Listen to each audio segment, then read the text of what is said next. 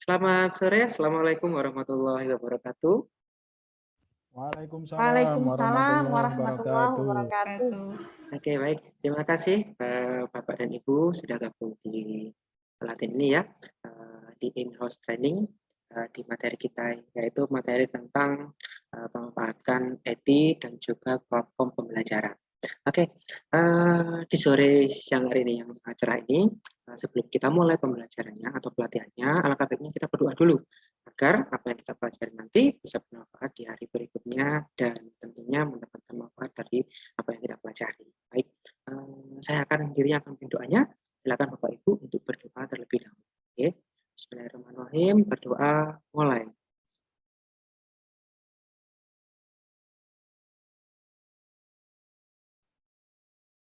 Amin amin ya rabbal alamin. Oke, bagaimana keadaan Bapak Ibu hari ini? Sehat semuanya? Alhamdulillah sehat. Alhamdulillah sehat. Ya, moga-moga di sana juga cerah ya, sama seperti di sini. Oke, hari ini kita akan belajar mengenai memanfaatkan teknologi dalam pembelajaran. Ya, oke, saya akan coba tampilkan PowerPoint-nya biar layarnya lebih bagus.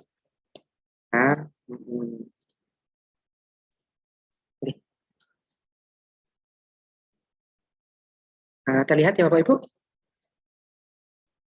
Oke, ya. Literasi digital dalam bidang pendidikan dan pembelajaran. Nah, biasanya kalau sore-sore itu capek, lelah, ngantuk, karena energinya sudah habis ya. Oke, kita speaking-nya sebentar ya. Nah, silakan kameranya Pak Ibu dan mikrofonnya nggak usah dinyalakan. Bapak Ibu silakan tirukan gerakan saya aja. Fokus ya, biar lebih fokus. Nah, gampang gerakannya. Nanti saya akan memberikan dua gerakan. Saya buka tangannya saya. Nanti silakan tunjukkan tangan Bapak Ibu yang lain agar kelihatan dengan saya. Ya, karena ini berhubungan dengan gerak tangan ya. Oke, silahkan julurkan tangan kiri ke depan. Tangan kiri. Oke. Kemudian tangan depan ke depan. Ya. Kemudian terus silangkan. Ya. Silangkan. Setelah silangkan kemudian tangkupkan keduanya. Tangkupkan keduanya. Oke. Setelah itu putar. Bisa lepas? Iya, Pak Jeffrey keren, iya. Ini masih ada yang belum bisa ya. Ulang lagi ya. Fokus. Ya, harus lepas ya boleh ya. Silakan tangan kiri ke depan, tangan kanan ke depan, silangkan ya kan. Kemudian takupkan. Takupkan keduanya, kemudian putar, lepaskan. Iya, ada yang bulit-bulit tangannya nggak karuan ya. Ya. Pegel Pak. Pegel ya. Oke, sekarang coba coba tirukan saya ya. Bisa nggak Bapak Ibu? Tangannya gini. Silangkan. Mungkin ya, silakan ya. Kemudian masukkan ke dalam lubang hidung. Kemudian dua-duanya. Kemudian buka. Ya. Jangan disilang-silang, kalau silang dah silang. Ulangi ya. Silangkan tangannya dua gini. Silangkan.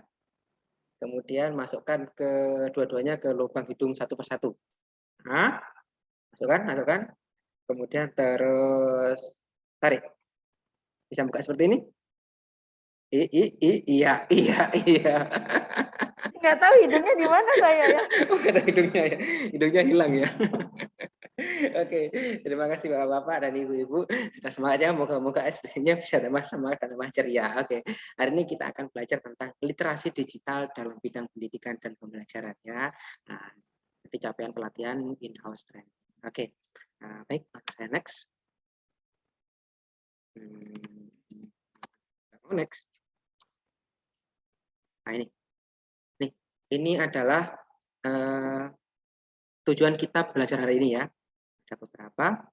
Yang pertama adalah kita nanti akan merefleksi kesiapan Bapak Ibu ya dalam penggunaan teknologi dalam digital ini dalam dunia pendidikan tentunya ya. Karena kita kan sekarang sudah era pandemi dan WFH ya, lagi PPKM, maka kita mau nggak mau harus melakukan pembelajaran sistem daring yaitu di rumah ya. Nanti kita coba lihat berapa siap sih Bapak Ibu menghadapi pandemi saat ini untuk melakukan pembelajaran di rumah ya. Dan setelah itu nanti kita akan identifikasi. Nah, mengidentifikasi platform-platform Bapak Ibu yang sudah dipahami, apa aja yang sudah dipahami, yang sudah dipakai dan digunakan dalam kegiatan pembelajaran ini. Oke. Kemudian yang terakhir adalah autentik, yaitu nanti coba kita menyusun ya rencana untuk meningkatkan kemampuan Bapak Ibu. Nanti saya akan berikan sedikit contoh penggunaan platform untuk media pembelajaran di era pandemi ini, yaitu pembelajaran daring. Ya. Kemudian, nah ini beberapa materi yang nanti akan kita bahas ya. Mulai dari produktif untuk pengembangan sekolah, kemudian asesmen, penilaian, ya berupa raport dan lain sebagainya. Kemudian yang terakhir adalah pengembangan guru, untuk gurunya ya. Jadi gurunya juga harus dikembangkan. Melalui IHT ini kita harapkan semuanya nanti bisa lebih fokus lagi, bisa lebih kreatif lagi gurunya dalam melaksanakan pembelajaran secara daring. Karena tidak sedikit guru-guru yang masih belum memiliki kemampuan untuk menguasai platform digital ini ya, karena ya mungkin keterbatasan pelatihan, keterbatasan gadget atau media lainnya ya. Bahkan siswanya pun masih banyak yang belum memahami. Maka dari itu bagaimana caranya kita sebagai guru itu harus lebih banyak untuk mengkreatifkan diri atau membuka wawasan kita agar pembelajaran itu lebih menyenangkan ya. Karena tidak banyak sekarang ini karena belajar di rumah banyak nggak sekolah ya kan, apalagi sekolahnya jarak jauh, nggak tahu tuh kemana siswanya ya. Tapi dengan pembelajaran yang menyenangkan nanti otomatis setiap siswanya akan semangat untuk masuk ke pelajaran yang kita jalankan. Oke, coba saya tanya Pak Jeffrey. Pak Jeffrey. Siapa? Oke. Kira-kira sampai saat ini Pak Jeffrey itu berapa sih aplikasi atau platform yang sudah digunakan dalam pembelajaran? Kalau saya pakai Google Classroom, Google Meet, Zoom, terus sama kuis-kuis online seperti Kahoot, Quizzes. Itu aja Pak. Kalau peran saya sebagai guru itu. Mas itu ya. Ya, itu sudah bagus Pak. Kalau Siplah ini kan punyanya Wakasarpas. Iya, yang Wakasarpas dan lain sebagainya. Jadi biasanya enggak guru-guru biasa itu biasanya masih belum gunakan ya. Nanti enggak apa, yang penting Bapak itu tahu ya bahwasanya ada aplikasi Siplah, Eraport dan lain sebagainya yang digunakan oleh sekolah untuk pengembangan sekolah selain untuk pendidikan juga seperti itu ya. Ini lumayan Pak. Mungkin masih muda ya Pak Jeffrey-nya, jadi penguasaan teknologinya sudah banyak ya. Oke, nanti saya jelaskan satu persatu apa sih Siplah, Eraport dan lain sebagainya ya. Oke. Nah, ini untuk platform teknologi sekolah ya. Kemudian sebagai sumber daya sekolah SDS. Nanti yang biasanya yang digunakan itu ada Siplah ya. Oke, nih. Dalam penggunaan sumber daya sekolah itu biasanya digunakan sebagai perancangan ya atau pelaporan atau sebagai pembelanjaan. Jadi aplikasi Siplah itu digunakan oleh sekolah sebagai sebuah aplikasi agar sekolah itu bisa melakukan pembelanjaan online. Karena biasanya kan sekolah itu dananya dari pemerintah. Mau nggak mau sekolah itu harus melaporkan apa aja yang dibelanjakan, ya kan? Biasanya kalau laporan sekolah itu harus melampirkan bukti pembelanjaan, ya kan? Dan biasanya itu harus ada stempel basahnya. Kalau kita belanja online, nah mungkin bukti gini, yang suka pakai belanja online Shopee mungkin ya, atau Bukalapak dan lain sebagainya ya. Itu kan nggak ada struknya nggih begini. Iya, nggak ada struknya. Adanya mungkin bukti aja, kode gitu ya. Nanti struknya munculnya kalau kita bayar ke Indomaret atau ke supermarket lainnya. Kalau ke apa itu namanya, ke bank itu paling hanya struk itu aja, bukti sudah transfer, nggak tahu jumlahnya berapa dan lain sebagainya ya. Maka dari itu untuk belanja online itu ada namanya Siplah ya. Siplah itu platform yang memang digunakan atau bekerjasama dengan pemerintah untuk memberikan layanan-layanan agar sekolah itu bisa belanja secara online gitu ya. Walaupun nanti ada Arkas ya, walaupun Arkas ini jarang digunakan karena memang itu membutuhkan lebih banyak lagi tahapan-tahapan. Kalau Pak Jeffrey tadi udah ngaku tuh nggak pernah pakai Siplah ya. Kalau Bu Kiki pernah nggak pakai Siplah? Iya Pak, saya pakai Siplah. Pakai Siplah ya. Rutin. Iya. Iya, banyak gunakan untuk Siplah ya dan sebagainya. Ini tujuannya ya, jadi untuk perencanaan, untuk pelaporan dalam segi pembelanjaan. Biasanya itu berhubungan dengan Waka, benar Waka kalau sekolah gitu ya, Sarpras terutama dan TU. Kalau guru-guru jarang pakai gitu ya. Oke. Kemudian ini perbedaannya ya, antara Siplah dan yang sudah diperbarui dan belum. Karena Siplah itu sangat digunakan oleh sekolah, maka pemerintah terus melakukan pembaharuan ya. kemudian ini jalannya. Nah, ini materi-materi untuk sekolah dan lain sebagainya ya. Penting tahu ini jalannya ya. Kemudian ada onboarding, pembelanjaan, kemudian terus jam kelas dan lain sebagainya. Oke, kemudian terus ini untuk platform profil rapor pendidikan. Nah, kalau tadi Siplah itu digunakan untuk orang-orang tertentu, kalau rapot itu kan pasti semuanya ya, apalagi guru itu harus melakukan pelaporan, ya kan? Nah, sekarang kan eranya digital loh, pemerintah biasanya menggunakan sudah ada namanya aplikasi e-rapot. Nah, gimana? Di sekolah-sekolah Bapak sudah menggunakan e-rapot nggak? Pakai ya? Kalau saya belum. Oh, belum ya. Iya. Nanti mungkin bisa. Nanti setelah pelatihan ini mungkin nanti bisa ngusulkan ke sekolahnya untuk menggunakan e-rapot ya. Iya. Ini gampang kok ya. Siap. Siap. Ya. Kalau Pak Jeffrey, nah tanya nih, mumpung sekolahnya pakai e-rapot nih ya. Oke. Ya Pak. Oke. Gimana Pak? Enakan e-rapot apa enakan rapot manual Pak? Kalau menurut saya ya untuk sekarang kayaknya e-rapot Pak. Memang. Tapi untuk teman-teman guru yang senior mungkin ya ada kesulitan di sana sini terkait pembiasaan aja sebenarnya Pak. Kalau menurut saya gitu. Iya, memang biasanya kalau penggunaan media elektronik itu memang harus ada penyesuaian ya Pak. Jadi ada tahap-tahapnya, nggak bisa langsung digunakan. Walaupun sebenarnya perkembangan teknologi itu ya mau nggak mau kita harus mengikuti gitu. Nah, kemudian ini laporan hasil pengukuran mutu pendidikan kan. Ini rapot itu sebenarnya semacamnya ada dua Pak.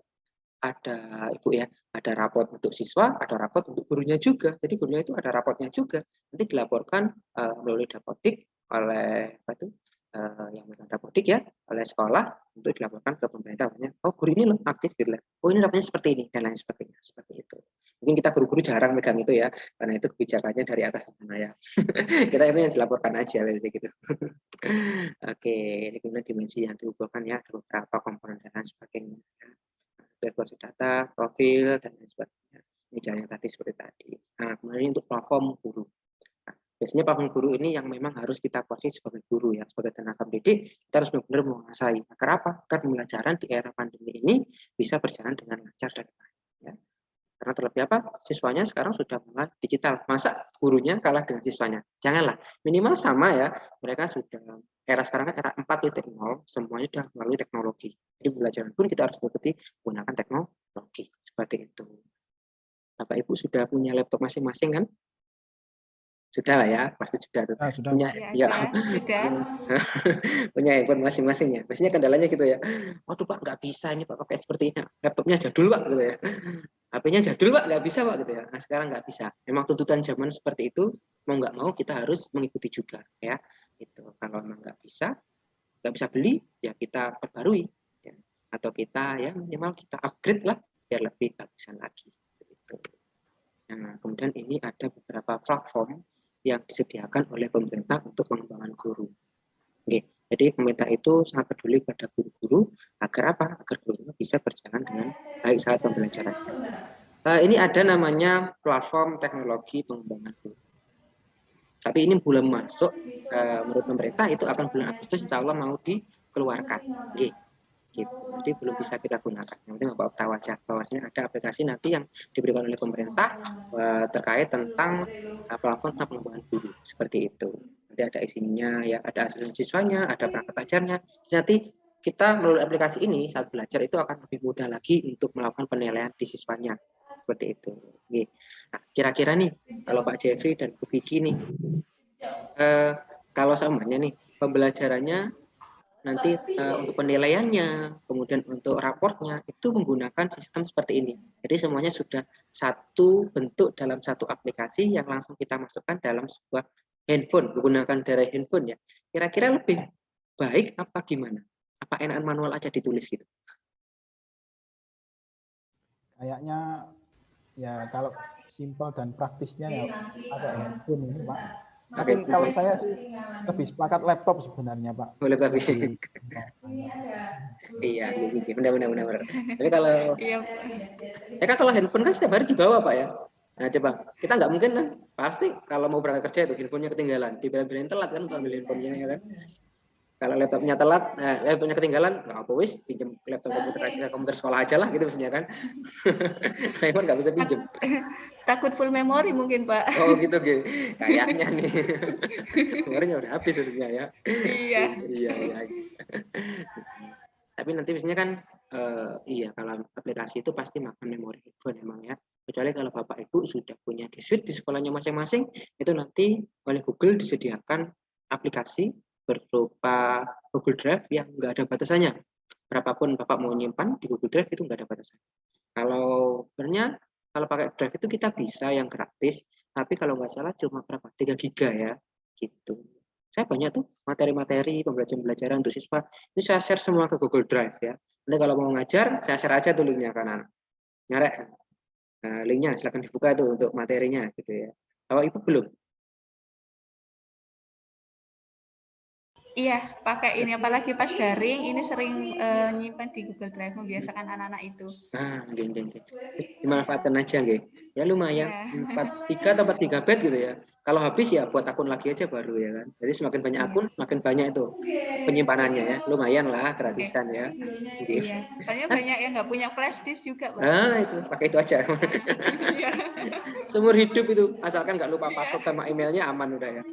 Kalau lupa ya wes hilang wes makan internet udah habis. Oke, nah ini untuk manfaat para guru mengajar ya. Nanti di situ kita akan lebih dikenalkan tentang bagaimana sih belajar Pancasila, bagaimana sih caranya itu ya kompetensi dan perkembangan siswa kan tinggal lihat HP aja tuh bisa.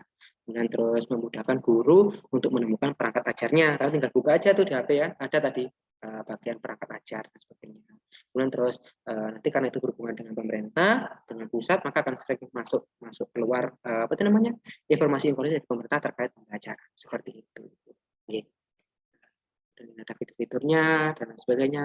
Ini untuk guru pengajarnya ya, sama tadi dengan itu. Nanti ukuran guru. Nantilah ini aplikasinya belum muncul, insya bulan Agustus. Kalau ada nanti pemerintah masih dikasih pelatihan untuk penerapannya seperti itu. Nah, manfaatnya guru tari dan lain sebagainya. Umpan balik.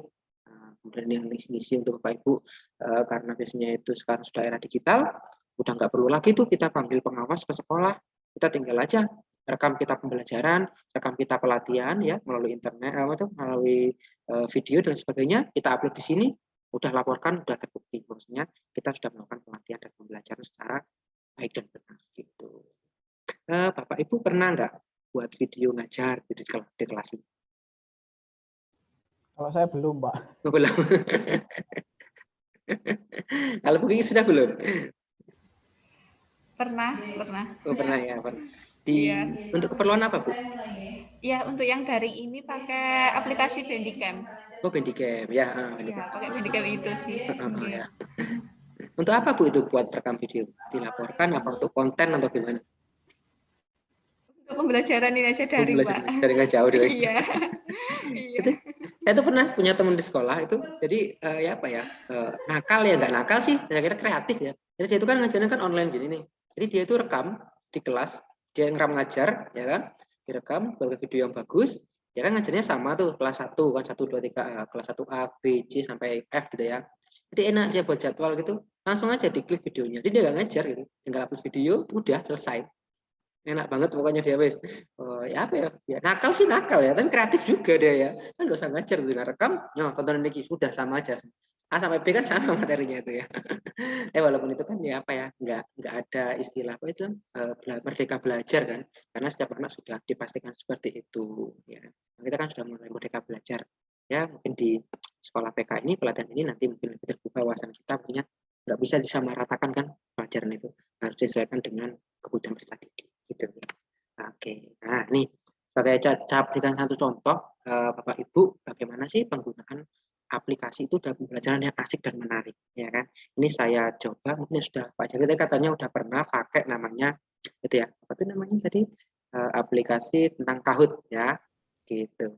Nah coba bentar lagi silakan Bapak Ibu nyalakan HP-nya punya handphone kan gitu. Nah handphonenya dinyalakan dibuka browsernya ya buka browsernya kemudian silakan klik bentar saya browsernya silakan klik untuk kahoot kahoot.it ya. kahoot.it. Silakan Bapak Ibu buka. Ya.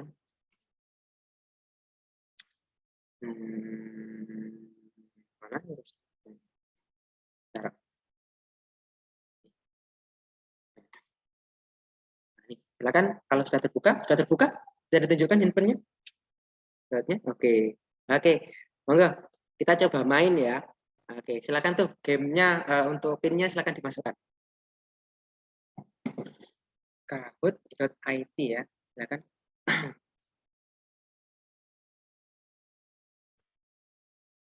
Udah?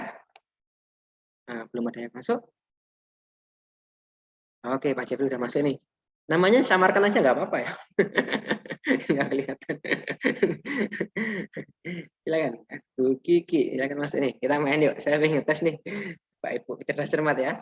Nah, asal kita bareng-bareng.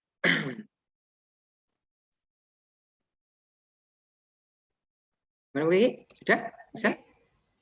Belum Sudah, masuk. sebentar masih proses ya, Oh, masih Pak? proses ya. Ya, 526 6828. 28. Oke. Nah, ini salah satu game untuk anak-anak biar lebih ceria di sekolah. Kita bisa menggunakan aplikasi seperti ini. Gampang kok. Nanti Bapak Ibu bisa buka aja di webnya Kahoot ya. Nanti seperti ini tampilannya. Ya, boom, itu. Nah, kemudian bisa nanti di sini bisa create game ya. Nanti bisa langsung main. Seperti itu. Ada ya? Oke, berdua nih, boys. Ya kelihatan lah Kyushu itu ya Pak Gigi orangnya dia ya. Ya kita main ya. Oke, saya start nih. Ya. Nama apa, Bu? Ayo kita mulai yuk. Cepetan ya. Kita lihat Bu Gigi dan Bu Pak Jeffrey nih. Nah, ini dibaca aja di HP-nya. Oke. Iya, terus. Oke, silakan dipilih. Oke. Enggak tahu. Saya salah. Salah. Ini nih. Nggak kelihatan langsung kelihatan ya. Jadi langsung guysnya. Nah, ini Pak Jeffrey bener nih. Oke. Kalau muridnya banyak kan nggak tahu tuh. Makanya namanya tadi nggak kasih. Namanya bisa random. Bisa isi sendiri gitu ya. Oke, kita next. Kita coba nih. Yang kedua. Apa yang mengungkapkan sinyal dari kata headphone? Bener atau salah? Oke, sudah semua ya. Bener semua nih. Bener semua. Jawabannya bener semua ya. Ayo. Semakin cepat itu nilainya semakin besar gitu Bapak Ibu. Jadi Bu Gigi masih ada kesempatan nih nyalip Pak Pak Jeffrey nih. Ayo. Jawaban dari 2 tambah 4 kali 3 bagaimana sama dengan? Ayo, belum ada yang jawab. Oke. Oh, ternyata salah satu. Apa yang salah? Pak Jeffrey salah tuh matematikanya nggak bisa. Oke. Ya. Oke, kita nih. Lagi. Nah, ini. Orang yang mandiri yang bukan termasuk profil pelajar Pancasila adalah ya ada kreatif, budaya saing, budaya kritis. Luar biasa, bener semua nih. Cepetan mana? Mendekati nih Bu Gigi. Ayo bisa Bu Gigi. Ya, oke. Ayo. Nih gampang nih. Coba tebak logo apakah ini? Apa nih? Ayo. Pasti orang tua tahu nih ya. Bener semua. Keren. Oke. Mas Jeffrey cepet jawabnya. Kepanjangan STNK itu apa sih? Bentar ya. Ayo, ini. Oke. Wih, bisa ya. Berarti punya STN semua nih ya. Ya. Pertanyaan terakhir. Ayo, Pak Bu. Ayo, nggak bisa nih. Untuk menyalip nih. Ayo, benar atau salah? Benar yang berada di kota Bangka Belitung, Sumatera Barat. Benar atau salah? Tahu ya, Jam Gadang. Nah, nih. Ada yang salah. Siapa yang salah? Saya. Salah. Ternyata yang juara 1 adalah Pak Jeffrey ini ya. Pak Jeffrey ini luar biasa ini. Keren banget dong ya. Stop it ya. Seperti itu. Itu contohnya biar aplikasi kita guna manfaatkan ya, manfaat sebaiknya. Nanti ada puisi, ada kemudian ruang guru dan lain sebagainya bisa kita manfaatkan seperti itu. Oke, nah, gimana Bapak Ibu? Itu sedikit tentang materi kita ya, tentang pemanfaatan platform yang kita bisa gunakan saat pengajaran. Kira-kira Bapak Ibu gimana? Ada nggak kendala saat pembelajaran menggunakan platform pendidikan seperti ini? Kalau kendala pasti ada Pak ya, baik dari kita maupun dari siswa dengan berbagai macam alasannya. Tetapi ya bagaimana cara kita untuk mensiasati gitu aja Pak. Benar-benar. Mungkin dari Bu Kiki ada pertanyaan. Iya, ini sih kalau memang terkait daring ini dengan pemanfaatan media itu kadang juga kemampuan anak-anak beda Pak. Ada yang mungkin bisa dibilang gaptek, ada juga yang terkendala ekonomi, kuotanya enggak mencukupi seperti itu. Akhirnya ya, harusnya itu misalkan pakai Google Meet, akhirnya cuma bisa memanfaatkan WA itu yang apa VC aja seperti itu. Iya. Iya, memang sering ya kendala seperti itu. Jadi memang kata Pak Jeffrey tadi ya, tadi harus benar-benar bagaimana kita mensiasatinya dengan kendala tersebut ya. Bahkan ada sekolah-sekolah yang ya bagaimana ada siswa-siswa yang tidak bisa melakukan pelayanan internet, apa itu namanya, membawa web, ikut Meet, Zoom nggak bisa, ya udah terpaksa mereka harus datang ke sekolah. Ya. Itu memang bagaimana lagi, memang kegiatannya seperti ini. Jadi mau nggak mau sebagai guru kita benar-benar harus kreatif ya. Betul. Terima kasih. Gimana kalau nggak ada pertanyaan, mungkin itu saja dari saya ya. Semoga apa yang kita bagi manfaat nantinya. Kemudian saya mohon maaf, dan sebelum berakhir saya tarik kesimpulan bentar ya, bahwasanya setiap guru itu harus memiliki kreativitas tinggi ya. Untuk apa? Untuk membantu anak-anak kita agar mau belajar, semangat belajarnya terbentuk ya. Terutama sebagai negara Indonesia kita harus membangun karakter Pancasila di peserta didik kita masing-masing ya. Peserta didik kan banyak macamnya tuh versinya ya, seperti itu. Untuk mereka belajar kita memang harus menguasai bagaimana sih keadaan siswa ya kan, bagaimana sih keadaan lingkungannya dan lain sebagainya. Kenapa? Agar pendidikan yang kita ajarkan kepada mereka itu berjalan sesuai dengan semestinya. Terima kasih. Saya mohon maaf apabila salah kata perbuatan. Saya akhiri. Wassalamualaikum warahmatullahi wabarakatuh. Waalaikumsalam warahmatullahi wabarakatuh. Terima kasih Bapak Ibu. Izin live ya Pak. Oke, silakan. Terima kasih. Sama ya, silakan. Oke.